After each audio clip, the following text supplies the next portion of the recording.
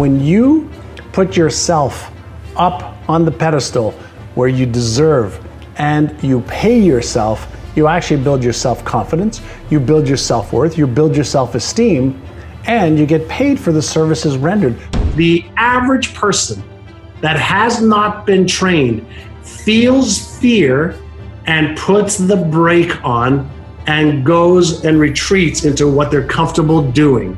The more you teach yourself how to focus on the solution instead of the problem, the more you're flipping your neuroplasticity switch, but the more you're flipping on your curiosity, imagination, and creativity circuits. Need motivation? Watch a top 10 with Believe Nation. Top 10, I got a top 10. Got my motivation high for my top 10. Gotta learn from the wise women and men. All my life, like 9 for my top 10, top 10, 9. This one's for my top 10. Hey, it's Evan Carmichael, and I make these videos because chances are you are the most ambitious person in your circle, but you know you're capable of more, and you get that push by surrounding yourself with the best. So today, let's learn from one of the best, John Assaraf, and my take on his top 10 rules for success. Enjoy. Okay, let's kick it off with rule number 1. Flip the switch. Let me give you an example. What if I said to you, hey, Joel, let's do this business venture together. You put up 20 grand, I'll put up 20 grand. You'll take care of podcasting, sales, marketing, networking. I'll take care of this, this, and that. And let's do this together. We'd probably get excited. Well, what would happen if you start to think about, well, what if it doesn't work? What if I don't deliver this? What if I can't do this? What if I lose my money? What if I do that? And that's a normal discussion to have. And what if I told you, by the way, after we do the deal, here's the way you're going to think. You're going to have a whole bunch of these negative thoughts. You're going to have a whole bunch of these negative emotions. You're going to have a whole bunch of these sensations that you want to move away from. And that's going to be normal. Here's what I want you to do. Flip the switch. Flip from this right prefrontal cortex, which is supposed to do that for you, and let's flip you over to the left prefrontal cortex, which is the genius part of your brain. I'm going to say, okay, great. When that happens, I want you to flip the switch like that and shift over and see both sides. If we do invest together, if we do execute a plan, if we do what we say we're going to do, is it possible that we will hit our income goals, hit our net revenue goals, be able to do this and this and this and this and this and this and this and this? And as soon as you can help somebody make that switch, shift from one part of the brain that's the pessimistic, we call it the Frankenstein part of the brain, and the other side is the optimistic, strategic thinker that can connect to all possibilities at all times, and that's the left prefrontal cortex, and that's where the genius part of you is. And that's why I have Mr. Albert Einstein there to always remind me, activate left prefrontal cortex and be aware of right prefrontal cortex, which is, for the most part, just bringing up memories from my 55 years on this planet, the good, the bad, and the ugly. Yeah, so it's a Frankenstein and the Einstein. I like it. When Einstein is working, you are dreaming in the world of possibilities. How can I? What can I do? Who can I talk to? How will it work? What should I read? Who should I network with? What are the possibilities? What are the tools I need? What are the resources I need? And all the possibilities open up. Rule number 2, pay yourself first. Pay myself first. Let me explain. When I first started RE/MAX of Indiana, even though money was coming into the company, I wasn't taking any money out. And I worked for months and years on end, just putting everything back in the business. And that created a lot of stress in the early years. And so what I would do differently now is I would value myself more, and I would take an income or take a percentage of the revenues on an ongoing basis so that I got paid for the services that I provided to my business. Now, when you put yourself up on the pedestal where you deserve and you pay yourself, you actually build your self-confidence, you build your self-worth, you build your self-esteem, and you get paid for the services rendered. When you pay everybody else first, you are putting everybody else in front of you. And you are the number one person that you need to keep motivated. And it doesn't matter how much it is that you pay yourself. It has to be something for the effort and the work that you do. So at least you build your own self-worth and value. Rule number 3, stop mono-focusing. A lot of times when we are focusing on what we've lost or what we're losing, we're not focusing on what we've gained. A lot of times we're focusing, on what's possible as a result of this. We tend to mono-focus, right, on either good or bad. I like it, I don't like it. It tastes good, it doesn't. It's hurting me, it's not. But what if you could learn how to observe both? What if you could observe the law of polarity in its entirety that says you cannot have an electron without a proton, an in without an out, an up without an down. You cannot have that on this planet, in this universe. So is it possible that with just a little bit of training, whether it's mindfulness or meditation or awareness, you can be sad, you can grieve, and be joyful and happy at the same time? See, it's when we are afraid that we're losing something that we've got that Frankenstein brain of ours saying, what if, oh my God, oh my God, oh my God, oh my God, oh my God. And when we are in that state, we can't be focused on what are we going to do about it. Now, in a grieving state like with my mother, the only thing I want to do about it is make sure that we respect and honor her life and my brothers and sisters and my dad, etc. So I need to focus on that. And when we're talking about, a business going under, a relationship, that's unraveling right now, if you're focusing on all of the disempowering emotions and circumstances, you cannot be focusing on the solution to that possible problem. So you have to learn how to manage the emotions. And for those of you who don't know what that's like, I want you to imagine, I just got really mad and that's so funny. A Hollywood actor or actress learns that they are not their emotions, they have emotions. Now, everybody's going to grieve differently, but I want people to understand that you don't have to be disempowered in grief. You can be empowered in grief. And everybody's going to do it differently. And some people are going to go inside, some will go outside. But we have the ability to frame things in ways that empower us and gives us the best chance to move forward instead of being a victim of it. And all I'm saying is consider that you have way more power than you are displaying in your emotional management, in your focus, in your awareness, and in your behavior. And you can feel the entire spectrum of emotions. Totally cool with that. But are you being constructive versus destructive in your behaviors? Rule number 4, deactivate limiting beliefs. Cognitive priming, right? So what's cognitive priming? So think about this. When a baby is learning how to eat, okay, what does, mommy or daddy do? Mommy or daddy, takes the spoon and, she puts it in the jar. She pretends to eat it herself. And then she puts it into the baby's mouth. Open the mouth. And she puts it, and she does that to cue the baby's brain of what to do. So she pretends she's doing it herself. She gets the baby to do it. And through this repetition, a baby will learn spoon in the hand, in the jar, spoon has food on it, mommy's opening her mouth, she's bringing it to me, open my mouth, I put the food in my mouth, and, oh, this yummy thing feels so good, yum, yum, yum, yum, yum, yum, yum, right? And mommy and daddy go, num, num, num, num, num, so eat this food. And so if you think about what's actually happening, we're getting the motor cortex of her brain going. We're getting her taste buds going. At a certain point, we'll put the spoon in her mouth and put her hand in the jar so that she could do it for herself.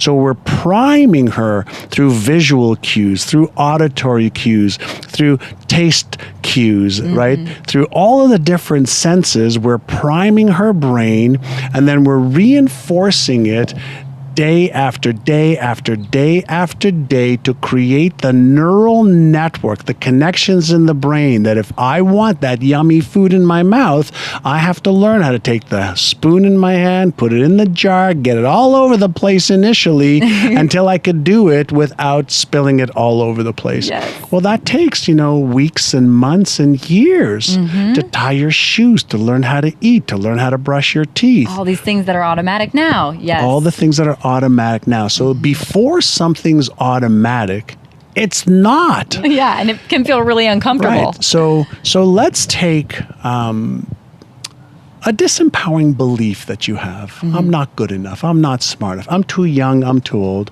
I'm female. I'm male. Whatever it is, you have a disempowering belief. It's nothing more than a pattern in the brain. So somehow a pattern that wasn't there before got there. Right? Who told you that? Your parents, your teachers, your brother, your sister, your best friend said, you'll never amount. Or who did that? It's really irrelevant. But if the pattern is there and it's a dominant pattern because you've believed it for 20, 30, 40 years, whatever the case might be, and it's been reinforced, what does brain science say about how do I get rid of it? And it says, well, you'll never get rid of it, but you can deactivate it. Okay. How do I deactivate I like it? where this is going. Right? How do I deactivate it? So every time I catch myself saying I'm not good enough, or fill in the blank, take any limiting belief, and anytime you catch yourself saying it or feeling it, what if you said to yourself, stop? In the past, I used to believe that, and now I believe I'm more than good enough. In the past, I used to feel like I'm too young, but now I can use my age as a benefit to achieve that goal. Any limiting belief, we can do one of a couple things. We can say, in the past, I used to. And so what we're doing is we're not saying, no, stop that. We're not reinforcing a limiting belief by trying to fight it. We acknowledge it's just a pattern. Embracing it. And just say, in the past, I used to believe that, and now here's what I'm choosing to believe. So now what I'm doing is I'm taking an existing neural pattern and I'm changing the pattern. I'm taking away its energetic force by adding new words that I'm choosing now versus the ones that were given to me or the ones that I felt when I was too young to actually change it on my own then. So now I'm paying attention to my self-talk. I'm paying attention to the inner critic. Hey, this is John ASSARAF, and do you love good books? I love to read because there's so much wisdom in books. You get to take somebody else's knowledge, skills, research, pay $15, $20, and you learn so much. Now, I'm reading this awesome book called Built to Serve. Find your purpose and become the leader you were born to be. And one of my new friends, really smart guy, really great guy who serves a lot of people, Evan Carmichael, wrote it. And I'm going to read a little bit from chapter number 1. And I love this piece. And maybe it's because I just watched the series on TV on Michael Jordan, The Last Dance, which is really great, by the way, also. One of the things he says here is everybody has Michael Jordan talent at something. Everybody has a Michael Jordan talent at something. You just haven't found it yet.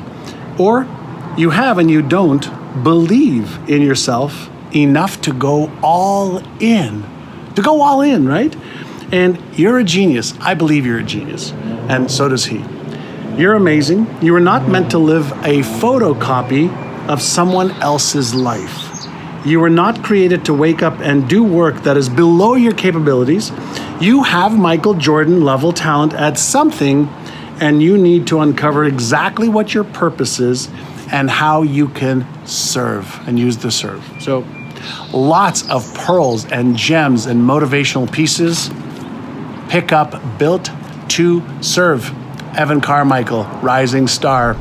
Rule number 5, let fear motivate you. Let's say, you and I are buddies. We want to start a business, or we have a business. Come on, let's crush it.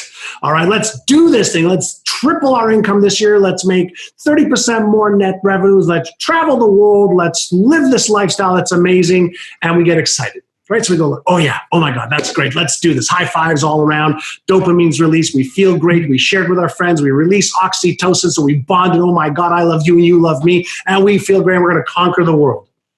And that happens all the time.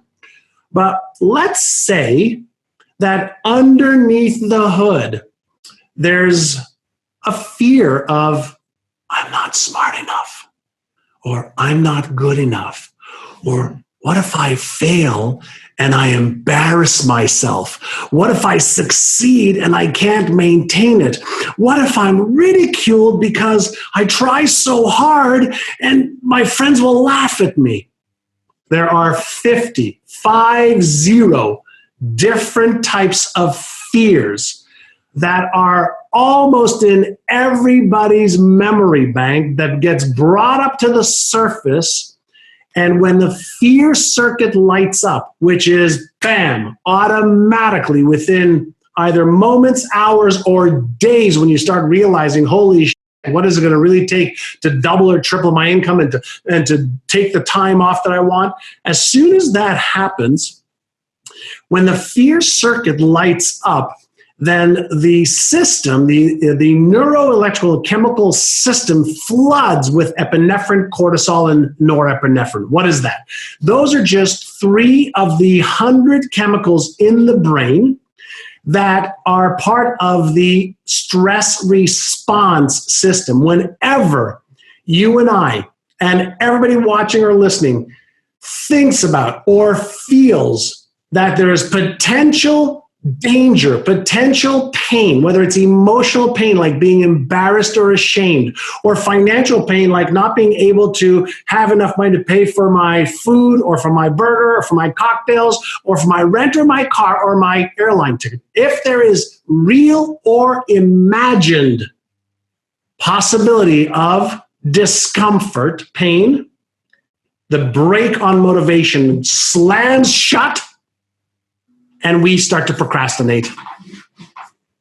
So we have this incredible system that can give us this motivation, the motive for action to go forward, but we have to temper it with our ability to recognize the trigger and the sensation in our body called a feeling that the non-conscious processing part of the brain that gives us this emotion called fear. All fear is processed at the non-conscious level of your awareness and then gives rise into the frontal lobes of the feeling that your body has. The average person that has not been trained feels fear and puts the brake on and goes and retreats into what they're comfortable doing. The successful person, either they may be genetically wired to understand feeling fear and doing it anyway, and turning their fear into fuel, but that's not the majority of people. That's why 90+% of people fail and stay in that position. But you can take that fuel, that hypersensitive rocket fuel, I call it, and utilize it to actually motivate you faster, further than you ever got before. Yeah. Fascinating systems. If you don't know how to use them, too bad. It's like not knowing that a gun has got bullets in it and you pull the trigger. Oh, holy shit, just blew my brains out. Not that you'd be able to, say that. They'd be like game over, but ignorance is not your friend when it comes to neurochemistry. Rule number 6, fix the cause. At the time, I was 22 years old, trying to work, trying to make money, and I wanted to figure out what was causing my ulcerative colitis, because the ulcerative colitis was an effect, right? So I was like, what was causing it? And what I realized was causing it was a lot of stress, the wrong foods, too much alcohol, no exercise, etc. So I said, okay, well, how could I heal myself? And at the time I was taking 25 pills a day. I was doing enemas in the morning, enemas at night, and going to the hospital once a month for them to stick a tube in my rectum to see what was happening in my colon. not fun. At 22 years old, it's like, what the front door, right? And so I said, okay, let me see if I could really heal myself. And so I wrote an affirmation. I wish I had it here because I'd read it to you. It says, my body and all its organs were created by the infinite intelligence in my subconscious mind. It created all my bones, tissues, muscles, liver, lungs, heart, and everything else within me. It knows how to heal me. I am now perfectly healthy. That's a short version of that. And every day, in addition to eating well, exercising, sleeping well, I would read this affirmation. I would close my eyes. I would see my colon healed. I would see my colon sick. I'd see my colon healed. I'd see my colon sick, I'd see my colon healed. That's called mental contrasting in the world of neuroscience. And so I would see this over and over and over and over and over and over and over and over and over and over in my brain. I would read it, I would feel it, I would see it. 5 weeks of doing this, after 2.5 years of being sick, all of my symptoms went away. 100%. When I went in to see my doctor, his name was Dr. Wu, he said to me, you've had a spontaneous remission. I said, it's not a spontaneous remission. It was a deliberate remission. That was 36 years ago. All right. And the doctor says, whatever you're doing, keep doing. He says, but I want you to still take the pills. I was taking 25 pills a day. I said to him, Dr. Wu, you don't understand, do you? I said, I fixed the cause. You still want to treat the symptom.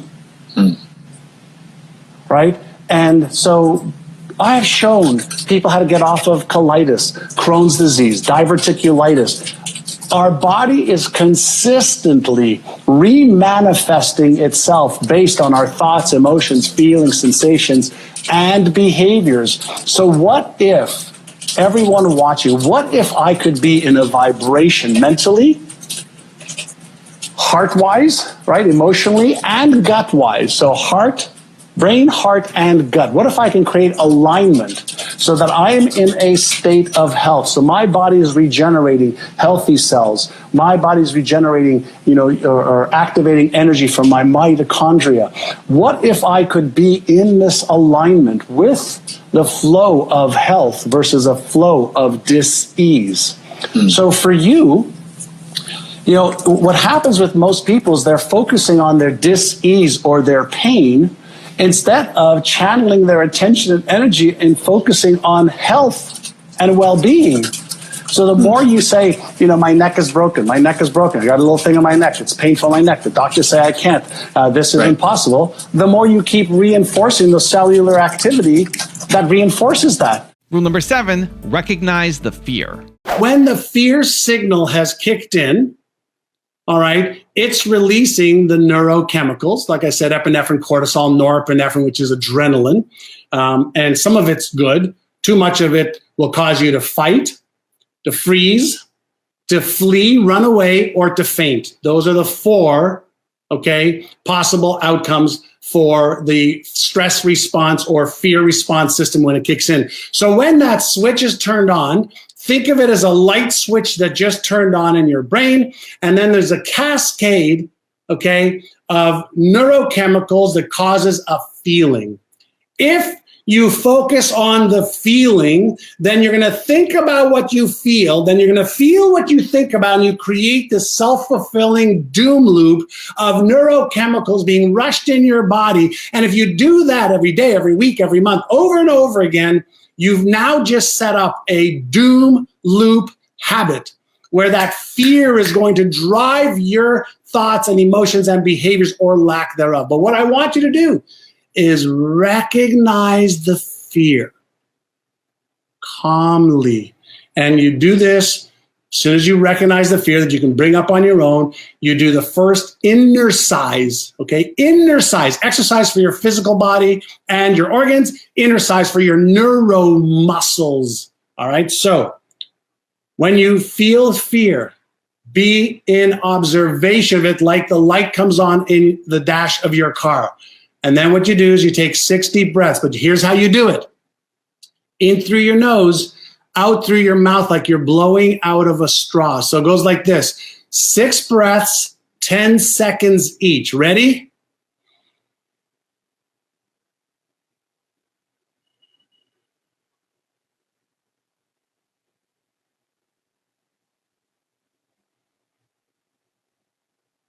Deep rhythmic breaths in, up to the lungs. Expand the diaphragm so you get the diaphragm and the lungs expanding.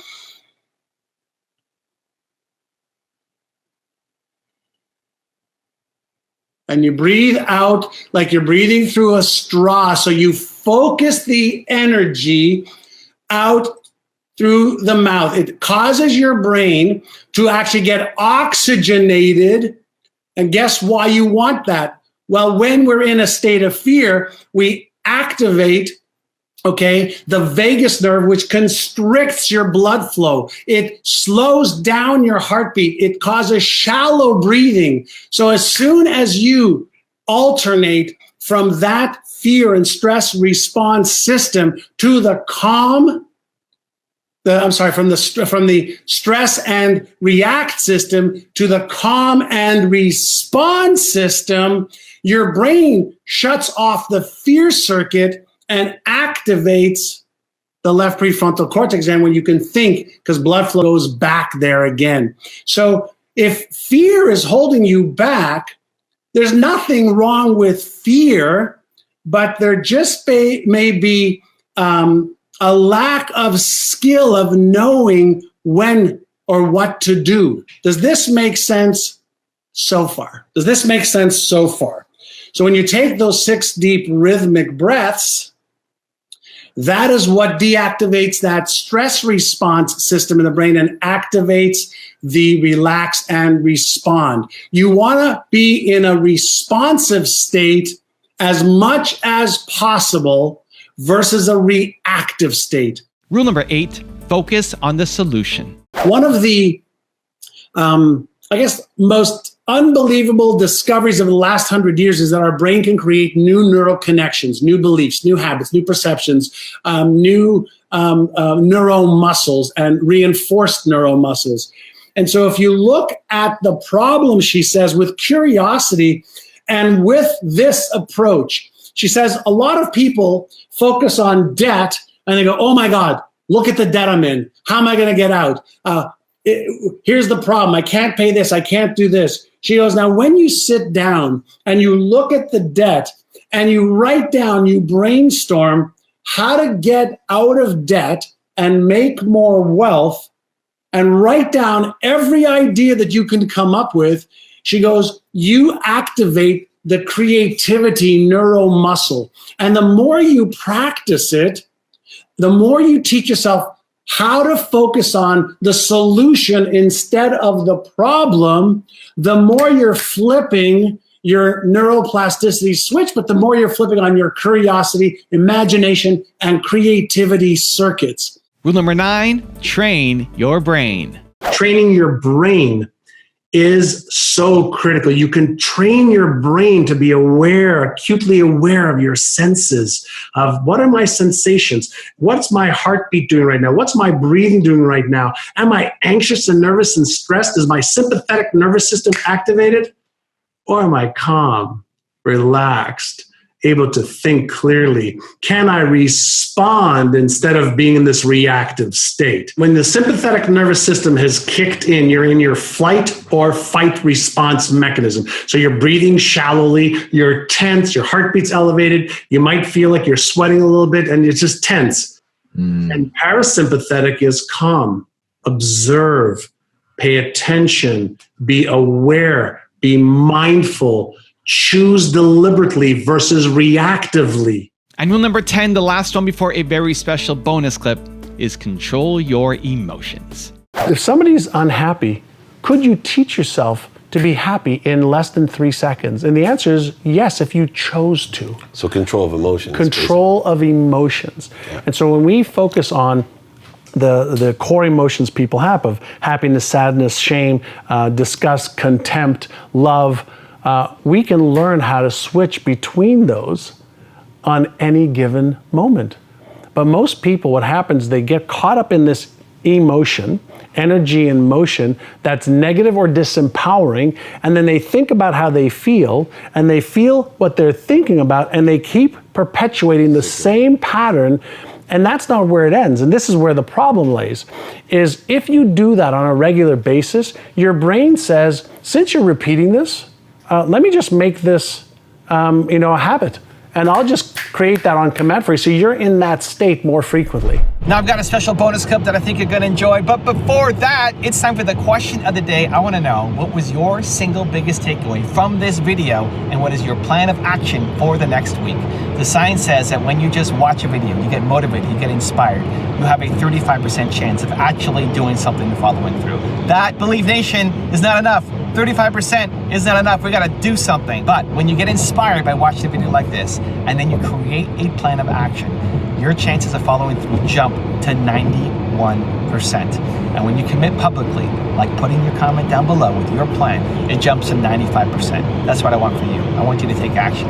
Your dreams are too important. Your life matters. Your mission has to happen. So, question of the day, your biggest takeaway from this video and your plan of action for the next week, put it down in the comments below, and I'm gonna celebrate alongside with you. There's the difference between sticking your head in the sand and pretending that the symptom isn't there, and what you focus on. So the symptom is there, but the symptom, is there because of something that happened in the past. If I keep recreating what happened in the past, I just keep recreating at the cellular structure the continuity of that. We're saying, yes, what I have right now is because of the past. I accept that. And now I'm focusing on being 100% healthy. Big, big difference.